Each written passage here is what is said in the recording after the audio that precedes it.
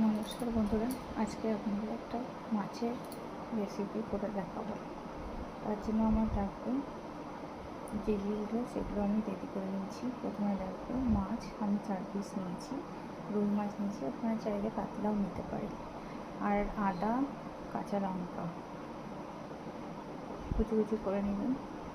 আর এখানে আমার আছে কাজু, পোস্ত, চারমগজ, একটু উষ্ণ গরম জলে ভিজিয়ে রেখেছি যাতে বাটতে সুবিধা হয়।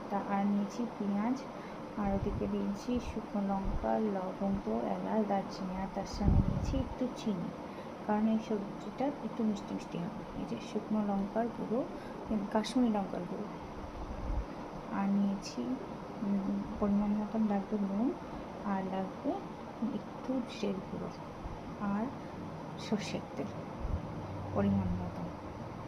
এবার চলুন শুরু করি মাছের প্রিপারেশনটা।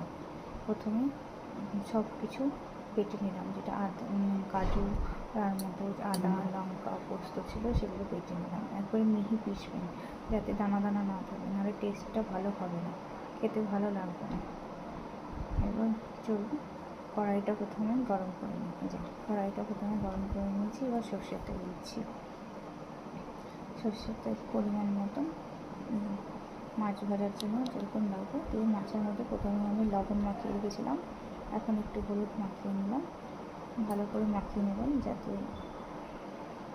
হলুদটা দানা দানা না হয়ে থাকে। এবার গ্যাসের আঁচটা কমিয়ে মাছগুলো একে একে ছেড়ে দেবেন। এই যে মাছগুলো একে একে ছেড়ে নিলাম।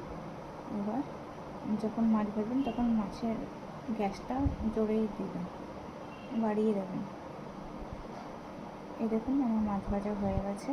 এবার আমি ফোড়নগুলো ছেড়ে দেবো, এলাচ, দারচিনি, লবঙ্গ, শুকনো লঙ্কা দিয়ে 2 সেকেন্ডের জন্য একটু নেড়ে নেবেন। যখন দেখবেন সুন্দর একটা গন্ধ বেরিয়ে আসছে, তখন সুন্দর একটা গন্ধ বেরিয়ে এসছে। এবার আমি পেঁয়াজ কুচিগুলো ছেড়ে দেবো।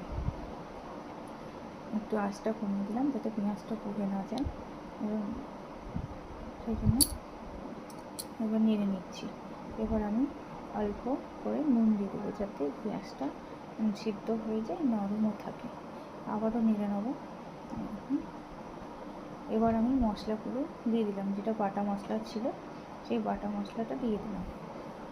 তার দিয়ে একটু মিক্সি ধোয়া জলটা দিয়ে দিলাম, দিয়ে ভালো করে কষাবেন যতক্ষণ না তেল ছাড়ছে। তখন ভালো করে কষিয়ে নেবেন।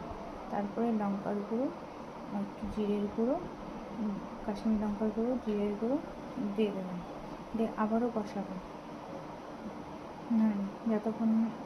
আপনি যতক্ষণ কষাবেন তত আপনার টেস্টটা ভালো আসবে, মানে স্বাদটা ভালো পাবে। আর সাইডে উষ্ণ গরম জল করে রেখে দেবেন। এরপর আর যতক্ষণ না তেল ছাড়ছে ততক্ষণ আমরা একটু অপেক্ষা করছি। এবার চিনিটা দিয়ে দেবো। এই সবজি তরকারিটা একটু মিষ্টি মিষ্টি বেশি হবে, তাহলে খেতে ভালো লাগবে। মিষ্টির পরিমাণটা আমরা আন্দাজ অনুযায়ী দেবেন। আমি 4টে মাছের করে সব কিছু প্রিপারেশন করেছিলাম। এবার দই মাছের মশলা বলে একটু মশলা পাওয়া যায়, সেটা দিয়ে দিলাম। দই মাছের মশলা দিয়ে আবারও নাড়লাম, আবারও মশলাটাকে কষাচ্ছি। ভালো করে কষাবো যাতে কোনো কিছু কাঁচা গন্ধ না থেকে যায়। দেখুন একটা সুন্দর গন্ধ বেরোবে। তারপর আপনি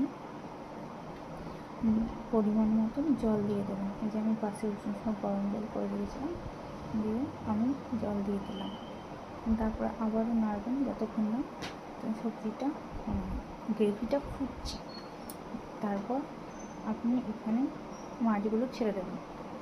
এই যে আমি মাছগুলো ছেড়ে দিলাম, এক এক করে মাছ ছেড়ে দিলাম। আবার দিয়ে মাছগুলো ছেড়ে দেওয়ার পর ভালো করে আলতো হাতে নেড়ে দেবেন যাতে মাছগুলো ভেঙে না যায়। এরকম আমি আলতো হাতে মাছগুলো করে নেড়ে দিলাম। গ্রেভিগুলো ভর্তি দিয়ে দিচ্ছি যাতে ইয়ে না হয়। এবার একটু গরম মশলা দিয়ে দিলাম, গরম মশলা দিয়ে আবারও নেড়ে দেন। আর আপনারা জল দেবেন যতটা পরিমাণ জল দরকার, আপনারা গ্রেভি খাবেন সেই অনুযায়ী আপনারা জলটা দেবেন। আলতো হাতে নেড়ে দেবেন গরম মশলা দেওয়ার পরে। দেখুন আমি আলতো হাতে নেড়ে দিলাম গরম মশলা দেওয়ার পর।